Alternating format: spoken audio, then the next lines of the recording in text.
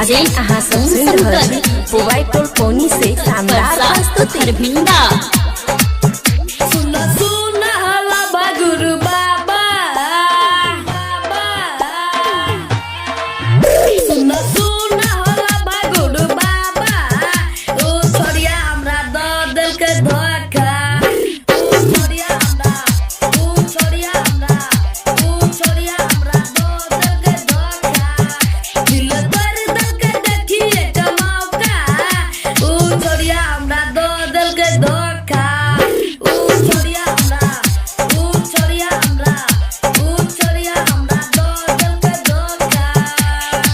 अखन अहाँ सब सुन रहल छी पुवाई टोल पोनी से शानदार प्रस्तुति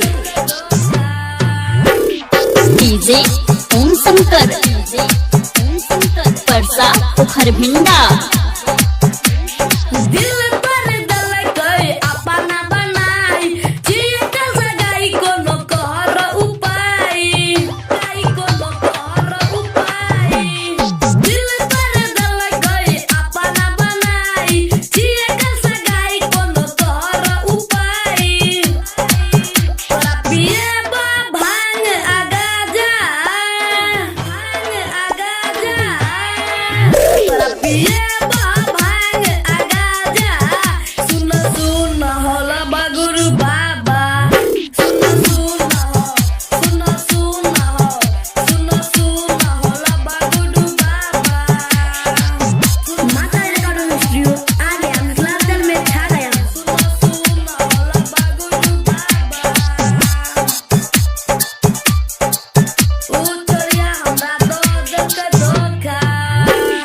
डीजे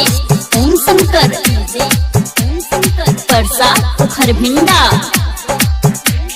चंद्रशेखर कैलाश मनीष कोना जीत जहर जुदाई के कोना पीत जुदाई के कोना पीत चंद्रशेखर कैलाश मनीष कोना जीत जहर जुदाई के कोना पीत चक्कर में बना गेल सोखा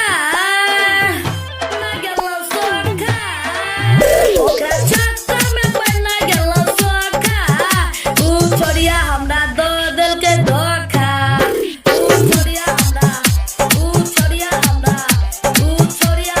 दो दिल के धोखा